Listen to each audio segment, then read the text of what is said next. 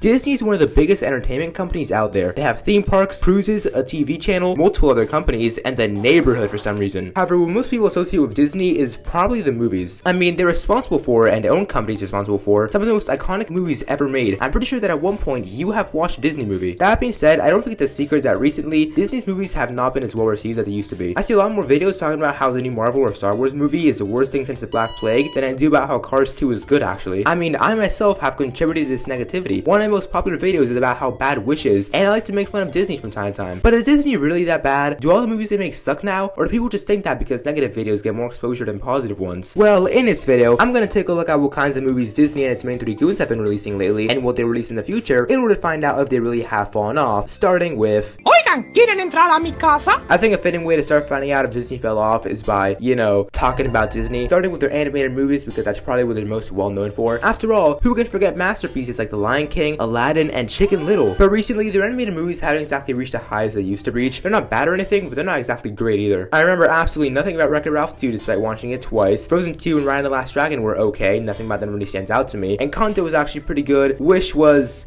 well, it was Wish, and I still don't think people know Strange World exists because Disney just didn't market it. Don't get me wrong, it's not like Disney fell off a cliff once they started making CGI movies. Zootopia was good and Wreck-It Ralph was peak cinema, but things dipped in quality a bit after its sequel. That's what you get for removing Dan TDM, Bob. Wish is easily the worst of the bunch. I'm not gonna bother getting into why because, well, I already did, but it's an incredibly uninspired movie and a very bad way to celebrate 100 years of Disney. Just make a Mickey Mouse movie in the style of the shorts Disney, I'm begging you. The poor quality of Wish seems to reflect in its box office numbers as well. That movie had a budget of $200 million, not including marketing costs, and it only made $255 million. I doubt Disney lost money on Wish since they probably made a lot of money on merch, but let's just say they weren't exactly making Lion King 2019 numbers. I hate this movie. Recently, Disney has begun doing these live-action remakes of their old movies because, I don't know, they want money, I guess. That mansion isn't going to pay itself after all. I don't really mind the idea of remaking some of the older movies. Some things certainly haven't aged very well, and the movies definitely have room to improve, since some of them came out as far back as the 40s. You know, the time of the dinosaurs. But Disney goes about these remakes in the worst way possible. They just suck the soul out of these movies as if they're Beetlejuice's wife from Beetlejuice. I just watched that movie. It was okay. I don't know why I'm referencing it. The new Lion King is by far the worst remake they've made so far. It's not even a live-action movie. It's animated. Hey Disney, just because people can detect individual atoms in your animated lion doesn't mean that it's not animated. Also, if you're already making an animated Lion King remake, then why not take the opportunity to, oh I don't know, make it not look like this? Who walked out of the original Lion King and thought, well that was good, but I think the movie would have been better if it was terrible and looked like National Geographic's Big Cat Week? Well, I guess a lot of people thought that because the movie made $1 billion. There are many movies out there that deserve to make $1 billion. Minions is a great example. That movie is a classic. This isn't. Also, now it's getting a prequel. I can hardly contain my excitement. When I went to watch Inside Out 2, they played the trailer for this movie, and when it ended, the person behind me just said, okay. Did anyone genuinely ask for this? Now, taking something that should be animated and making it live action can lead to some slightly uncanny visuals, as the Minecraft movie demonstrates, and these Disney remakes are no exception. The crab in The Little Mermaid looks like Eugene and Harold Krabs during one of those hyper-realistic shots from SpongeBob, and the objects in live-action Beauty and the Beast are...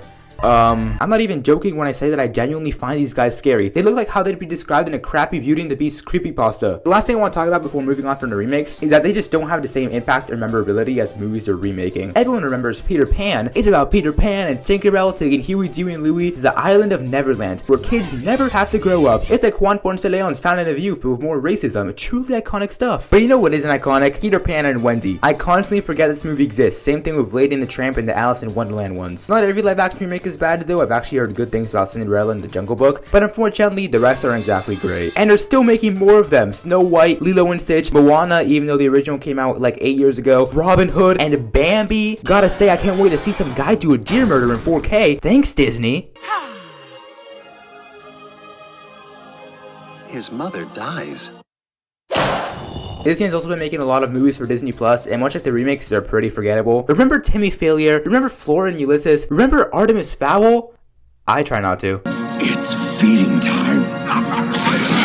Of course, not every Disney Plus original movie is bad. Big City Greens movie was pretty good, but for the most part, the catalog isn't exactly great. Disney has also just been relying on sequels way too much. They've recently announced Tron Ares, Frozen 3 and 4, as well as Zootopia 2. Not to mention the fact that Moana 2 comes out this month, which is apparently meant to be a Moana show at first. You know, cramming multiple episodes worth of story into an hour and a half probably isn't the best idea. The movie's apparently gonna have an actual evil villain, which is pretty cool, but after Wish, I don't really have high hopes of that. They also made another Descendants movie for some reason called The Rise of Red, like the Angry Bird. I just thought I should mention that. In my opinion, Disney hasn't made a genuinely great movie in a while. Though I know a lot of people really like Encanto, so there's that I guess. I just think it's pretty good, but I'm probably in the minority. Well, that's all for Disney. Time to start talking about the guys behind a thing that people just can't stop complaining about. Lucasfilm makes the Star Wars stuff, and with the way some people talk about this franchise nowadays, you'd think that it poisoned the water supply, burned all their crops, and delivered a plague onto their houses. I've never really been the biggest fan of the Star Wars movies. I've seen most of them, and I think they're just fine, except Revenge of the Sith. That movie's incredible. I honestly enjoy everything surrounding the movies more than the movies themselves. I like the theme park stuff. Mandalorian Seasons 1 and 2 are really good. The Skywalker Saga is the best Lego game, and I have the Star Wars book that I remember liking. But I find the movies themselves to be bad or just okay. I honestly don't mind the new trilogy as much as other people do. Somehow Palpatine Return is probably the funniest line ever written. Apparently he came back because he transferred his spirit from his dead body to a clone body. That's literally just Springtrap's backstory from Five Nights at Freddy's. I'm pretty sure Scott Cawthon is on grounds to sue. Hopefully he doesn't have a Disney Plus subscription. Star Wars hasn't actually had a theatrical movie in a while, with the last one being Rise of Skywalker, but there is going to be a Mandalorian and Grogu one because the season 2 finale means nothing to Disney, and apparently Rey is getting another movie, so that's cool I guess, I don't know. The Mandalorian movie kind of annoys me though because the season 2 finale was the perfect way to end the show, but they just kept making more. Why?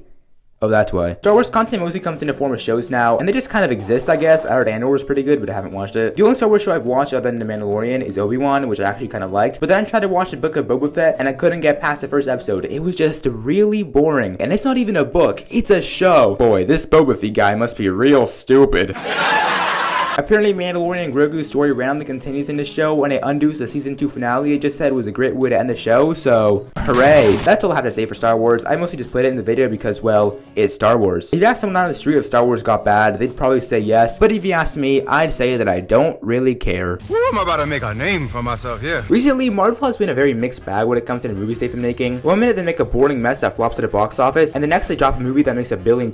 This is like a consistent pattern. People say that Marvel fell off after Endgame, and I honestly don't agree with that. My favorite Marvel movies come after Endgame, but like, they're certainly making more stinkers than before. Ant-Man 3 is one of the worst things I've ever watched. They've also been releasing nothing but sequels since No Way Home, which is lame, and while some of them are pretty good, it would have been nice if there were 1 or 2 original movies in here. I know 2 Marvel could have gotten rid of. I've always been more of a fan of the sci-fi stuff from Marvel as opposed to the grounded earth stuff, and the new movies lead a bit more into the sci-fi aspect, which is probably why I don't think they're that bad, except these 2, they suck. Doctor Strange 2 has gotta be the weirdest movie Marvel has released, though. For some reason, it's like a horror movie. I mean, if Five Nights at Freddy's can be considered a horror movie, then this definitely can. FNAF has a scene where the animatronics and main characters build a Fortnite together. Doctor Strange has a scene where John Krasinski gets turned into spaghetti. The movie was fine though, as are a lot of these movies. In fact, here's a tier list of the Marvel movies after Endgame. The only standouts in my opinion are No Way Home, Guardians 3, Deadpool and Wolverine, Ant-Man 3, and The Marvels, because these 3 are good and these 2 are not. No Way Home was a fun crossover between the 3 live-action Spider-Mans, and even though I've only watched the Tom Holland movies, I still really enjoyed it. Guardians 3 is easily my favorite Marvel movie, and Deadpool and Wolverine is just really funny. Now, if you've picked up on my subtle foreshadowing throughout this section, then you've probably noticed that I do not like The Marvels or Ant-Man 3. The Marvels is easily the better of the 2, though it still is a forgettable snooze fest. On the other hand, Ant-Man 3 has got to be one of the most boring pieces of media I've ever watched in my life, and like, have you seen my videos?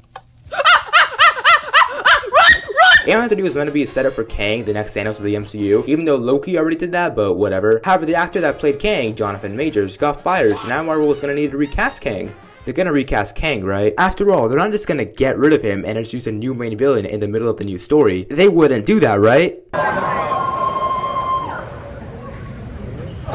Okay, so Marvel will replace Kang with Doctor Doom, who's gonna be played by Robert Downey Jr. You might know him from Shaggy Dog. I mean, I guess this could work if they make Doctor Doom an Iron Man variant from another universe, and play into the fact that this guy all the characters recognize is now evil, but like, this just seems like a rushed solution to the lack of Kang. It also doesn't help that there has been absolutely no mention of Doctor Doom in any of these movies so far, and the big finale with him happens in 2 years. For comparison, Thanos was introduced in 2012 during the first Avengers movie, appeared in some of the movies afterwards, and then became the main villain for Infinity War and Endgame, 2 movies that came out in 2018 and 2019. That is a lot more setup than Doctor Doom is gonna have, and Thanos will not have been as good of a villain as he is if he just kind of showed up. Marvel's upcoming movies consist of Captain America, Brave New World, Thunderbolts, Fantastic Four First Steps, Blade, and the 2 Avengers movies. Brave New World actually looks pretty interesting. I want to see what shiny Pokemon Hulk does. I know nothing about Blade or Thunderbolts, but it's nice to get original movies. Fantastic Four is apparently going to introduce Fortnite Galactus and hopefully Doctor Doofenshmirtz as well, and the Avengers movies are going to be directed by the Russo brothers like Infinity War and Endgame, so hopefully they're good. These movies seem pretty promising to be honest. My main worry is just how they're going to handle Eternal Doom, but I'm still excited for them to come out. If I move on from Marvel, I want to quickly mention the shows because they're also a mixed bag. So far, I watched 4 Marvel shows: Loki Season 1, WandaVision, Falcon and the Winter Soldier, and Hawkeye. I'd watch more, but I'm in the middle of watching Young Sheldon. I just started Season 5. It's great, go watch it. Loki is not just my favorite Marvel show, but my favorite Disney Plus show in general, and I haven't even seen Season 2, which is apparently better. I really like time travel stories, and Loki is just that. Lightning McQueen is in it as well. This show is peak. WandaVision was also good. It's definitely got a more experimental style, which I appreciate, but Falcon and Hawkeye are just fine. Like I said, I don't really care for the more grounded stuff, but they're by no means bad shows. From what I've heard, the other shows are of similar quality. I've been hearing good things about X-Men 97 and Agatha all along, so there's that, I guess. Watching a new Marvel movie or show nowadays means that you're either going to be seeing peak or be falling asleep. I wouldn't say that they've lost their touch, but they've certainly lost their consistency. Also, there's just way too many stuff coming out too close to each other. I can't watch a new show, Kevin. I'm trying to watch Young Sheldon. I'm Woody. Howdy, howdy, howdy. Finally is Pixar, who are easily the most consistent in terms of the quality of their movies. There's only one Pixar movie I don't like. Cars 2 is good, and that's a hill I'm willing to die on. Onward and Soul were really good. Luca is one of my favorite Pixar movies. Turning Red was okay. And Inside 2 is the highest grossing animated movie of all time, probably because Pouchy's in it. That being said, the future of Pixar is a bit concerning. During D23, they announced Incredibles 3, which could be good. I like the second one, but they also announced Toy Story 5. What? Toy Story 3 was a great ending to the franchise. Annie grows up and gives the toys to Bonnie while Lotso is stuck on a truck for the rest of eternity. It's a wholesome ending you would expect from a Toy Story movie. Then they released the 4th one, which I remember liking. Forky's great, but like, really? Did this really need to exist? No. The ending of Toy Story 4 has Woody staying with Bo Peep at the Fall Fest Carnival or whatever this place is called, as the rest of the toys go back with Bonnie. So this is definitely the ending to the franchise, right? They can't continue the story anymore outside of mid-spin-offs because the 2 main characters are now separated. Is that an iPad? Toy Story 5 is gonna be about iPads. This is famously a bad idea. This seems like it was made just to make money. Toy Story did not need a 4th movie, let alone a 5th one. Who put you up to this, Pixar? Was it the lamp? I know it was the lamp. Elio and Hoppers look interesting though. I'm excited for those. Pixar is also making a new sports show, and I don't know if you could tell by the fact that I make videos on the internet about Freddy Fazbear and Felonious Screw, but I don't really care about sports. The show has some nice animation though. Pixar is honestly the best of the studios I've talked about in this video, and I really hope that they don't start making solo sequels just for the money. In conclusion, do Disney movies suck now? Not really, but also kinda. I feel like they've been making more bad movies than usual, but when they make something good, it's good. I think they focus more on quality and less on quantity. They can make movies that match the highs of the Renaissance. I really don't think that Disney is losing its magic or creativity. I just think they're being stifled by higher-ups that care more about money than anything else. I have so many fond memories of Disney. I'm not sitting in my seat with popcorn hoping that they go bankrupt. I want them to consistently make good movies again, but as long as Bob Iger is in charge, I don't think that's gonna happen. Now, if you'll excuse me, I've got to go watch more Young Sheldon. Let's just say, Season 5 is pretty crazy so far. Bye, I guess.